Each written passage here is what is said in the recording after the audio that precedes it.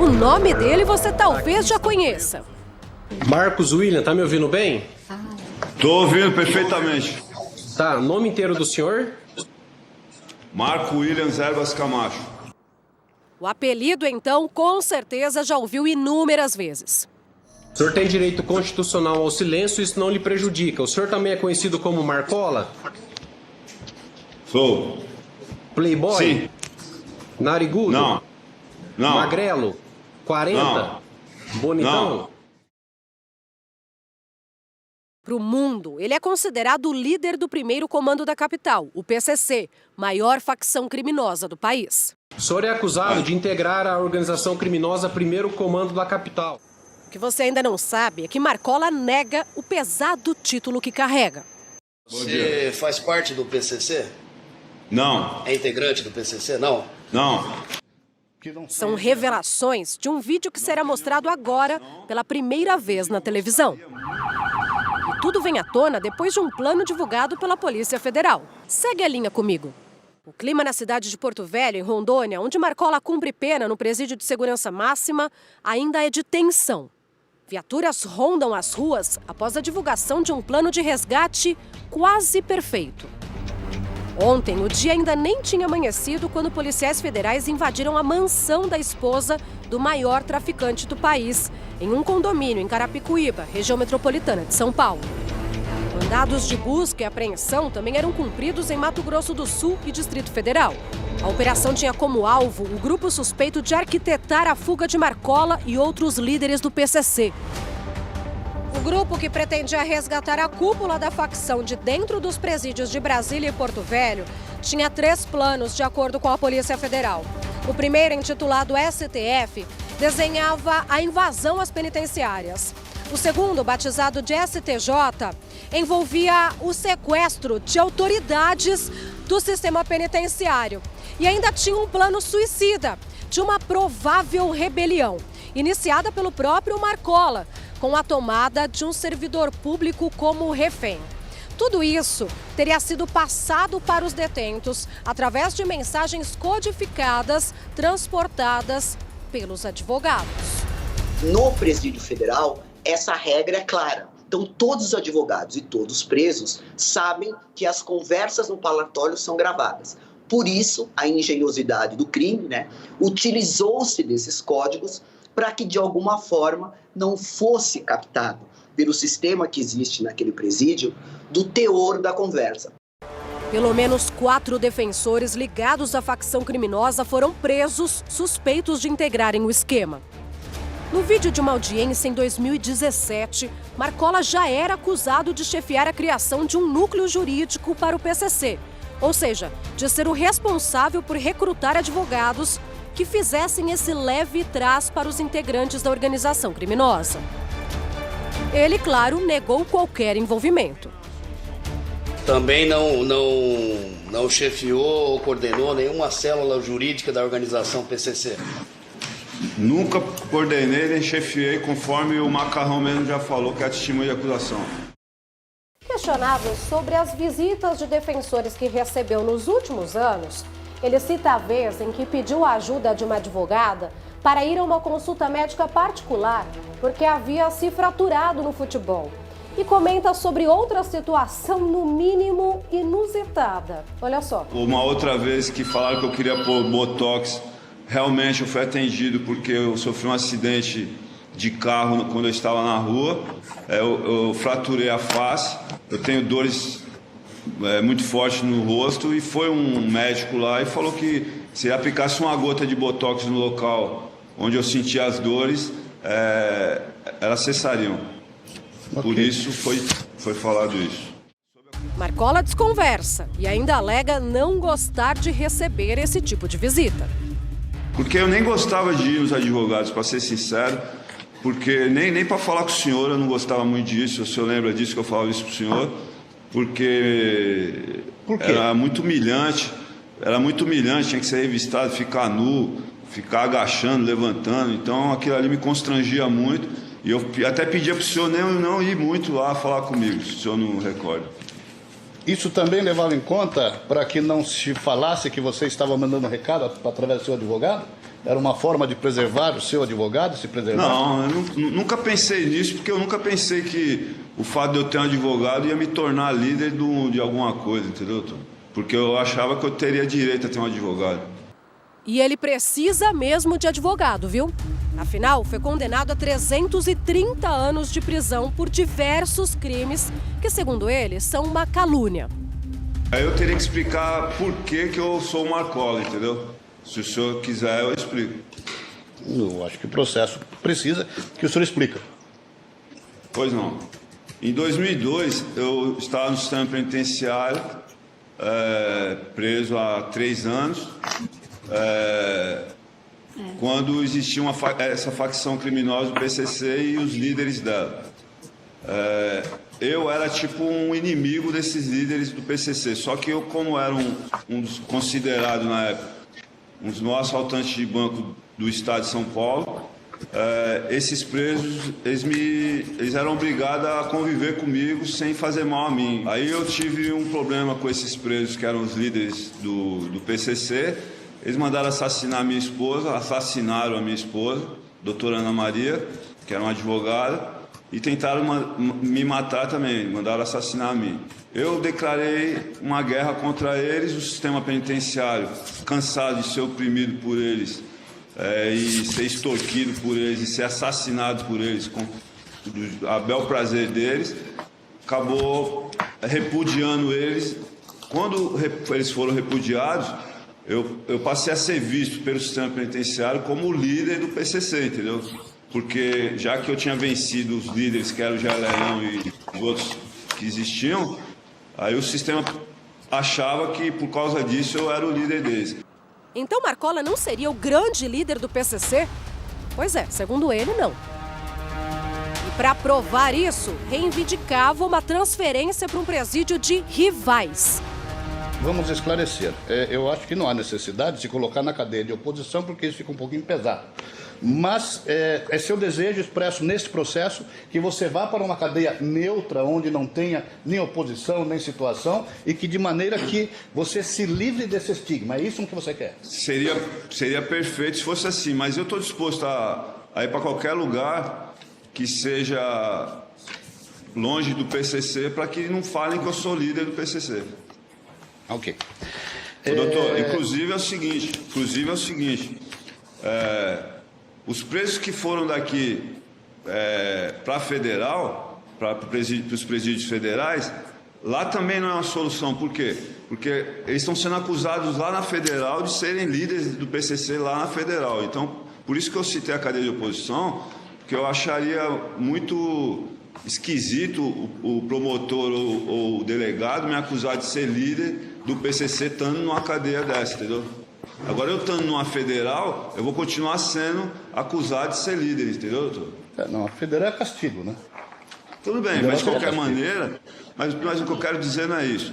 Eu quero dizer que o fato de eu ir para um presídio desse tipo federal não tira o estigma de eu ser o líder, entendeu? Vou continuar lá sendo considerado o líder.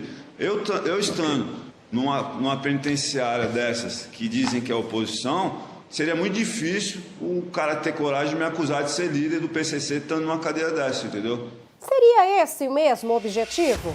Ou era se livrar do castigo de ir parar atrás das grades de uma prisão de segurança máxima, o que dificultaria ou postergaria possíveis planos de resgate? Bom, desde 2019, Marcola estava preso no Distrito Federal e em março deste ano foi encaminhado a Rondônia. Apesar de serem ambas cadeias seguras e restritas, essa transferência já preocupou a polícia por causa da fronteira. Quando ele saiu de Brasília e foi para Porto Velho, geograficamente são 200 quilômetros da fronteira, é muito perto para ele sair do país. Isso chamou a atenção de todo o sistema de justiça, principalmente da polícia que faz, a segurança daquele presídio, que, volto mais uma vez, é sempre monitorado. Na época da gravação, também já se suspeitava dos códigos entre detentos e advogados. 10, 13, esse número, né? Você tem algum outro processo, alguma coisa que te envolve com esse número? Eu não tenho nenhum outro processo. E outra coisa, esse número 1013 significa o seguinte: todos os presos de Presidente Venceslau têm um número. Por quê? São 800 presos. E a gente tinha um jeito lá de avisar quando o cara ia ter visita ou não. Aí, por exemplo, em vez de ficar gritando o nome do cara, ó, fulano vai ter visita, ciclano vai ter visita, o cara fala, quem vai ter visita amanhã, que está marcado o ônibus da excursão. É o 1013, é o 1011, é o 1015, entendeu? Quando é do primeiro pavilhão. Do segundo pavilhão é o 2010, 2030, 2030, 5, entendeu? Cada pavilhão tem um número. Não é pelo que o senhor sabe, né? Todos não é os uma presos têm um número. Não é uma codificação para... Tá. Não é uma codificação para fugir de algum ato ilegal, mas é uma codificação... Não, senhor, é uma codificação para ajudar o preso saber que ele vai ter visita ou não. E todos os presos têm um número lá, nesse caso. Okay. Todos, os 800 presos. O jornalismo da Record TV entrou na ala onde ficam os criminosos mais perigosos do país, como é considerado Marcola, na penitenciária de Porto Velho, em Rondônia.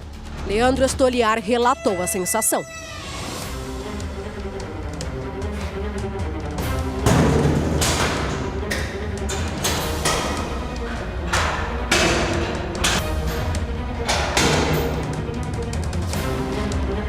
A cela tem 6 metros quadrados, tem cama, banco, um vaso sanitário, prateleira, tudo de concreto armado. O preso fica aqui, nessa cela, 22 horas por dia. O calor que faz aqui perto da floresta, muita umidade, falta ar para respirar, muito quente.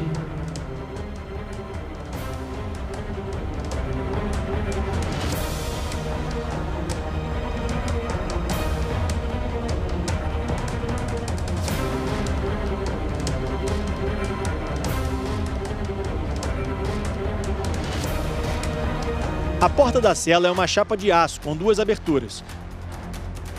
Do lado de dentro, só há uma pequena saída de ar. O isolamento é total.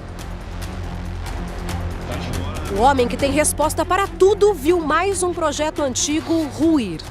E vai continuar a viver assim, atrás de uma porta de aço. Do lado de dentro, só uma pequena saída de ar. Banho de sol apenas por 2 horas. Em isolamento total. Algumas regiões do país ficam com a programação local. Bom, falando em Marcola, vamos à conversa entre o Marcola e a esposa. Essa conversa foi interceptada pela polícia momentos antes de deflagrar aquela operação que aconteceu em São Paulo esta semana, no Mato Grosso do Sul, em Rondônia e também no Distrito Federal. O trabalho foi da nossa Fátima Souza e Percival comenta. Pode dar a conversa, por favor, aqui na tela. Daqui a pouco vai ter a reportagem abordando de maneira ampla, mas pode encher a tela, por favor, Edu.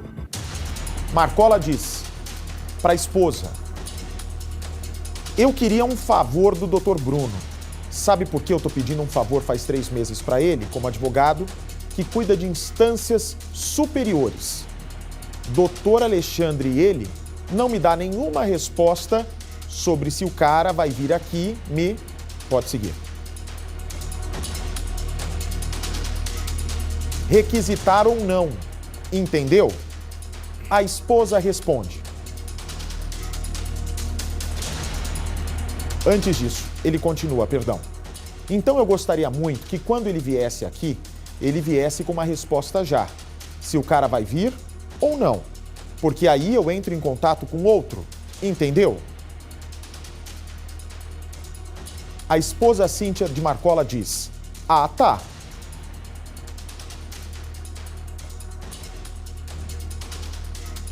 Então eu gostaria muito que quando ele viesse aqui... Opa, é essa conversa toda, é isso, Zamatari? Onde é que está a continuação, por favor, então, da conversa? A Cíntia disse, ah, tá. Agora sim, para STF e STJ, essas coisas, entendeu? Então eu preciso de uma resposta dele definitiva sobre isso. Se o cara vem ou não vai vir. Se não vai, fala logo que não vai. Que pelo menos eu contrato outra pessoa, entendeu?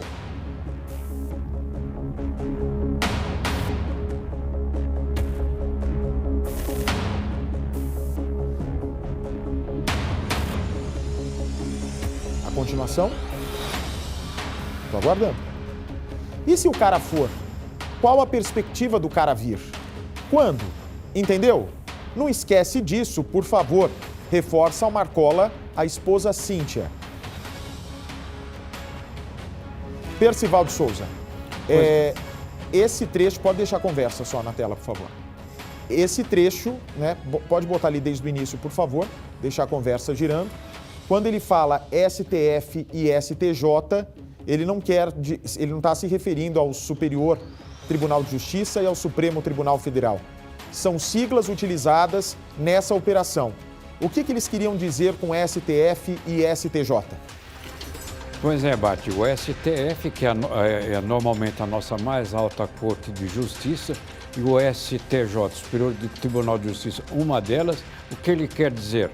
Na facção criminosa, a cúpula, o poder maior, a instância maior, é conhecida como STF. O STJ, embora seja uma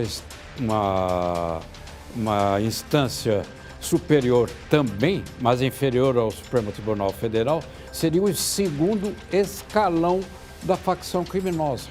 E nas operações como a do resgate, tem o suicida, que é a versão para a organização criminosa de kamikaze. Ou seja, por que suicídio? Porque na operação de resgate, que estava planejada, certamente havia confronto com a segurança do presídio, haveria tiroteio e havia mortes. Portanto, parte dos integrantes que seriam recrutados, cerca de 100, veja só, 100, que isso haveria mortes, daí o kamikaze. E pela primeira vez, por causa da confiança dele com a Cíntia, ele cita nomes.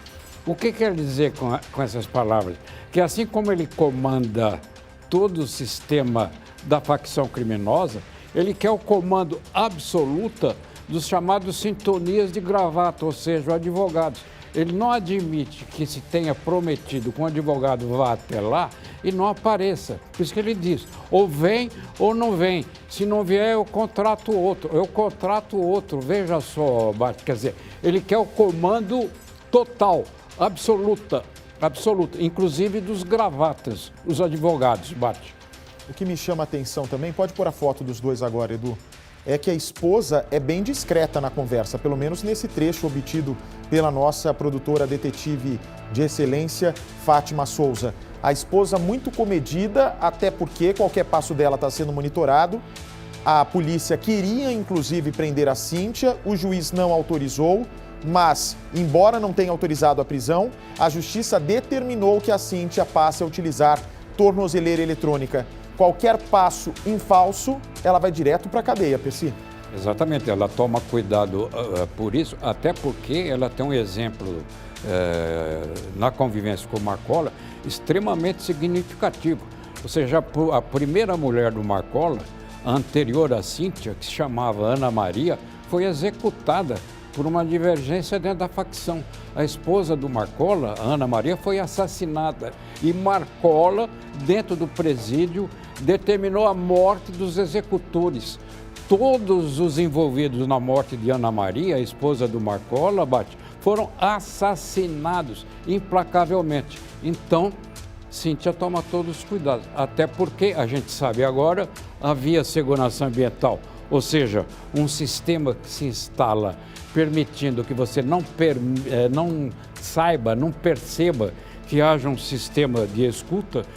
A escuta ambiental era feita no parlatório e, coisa que muitos presos não sabiam, havia uma escuta ambiental também dentro das celas, Bate. Então, aquilo que eles conversavam, fruto de muitas vezes de contatos com os pombos correios, os advogados que se prestavam a esse papel, passou a ser o conhecimento das autoridades. Daí, a inteligência da Polícia Federal, ter descoberto todos os planos e efetuado as prisões e cumprido os mandados de busca em função dessas informações preciosas, Bate, que haviam sido obtidas. Bate.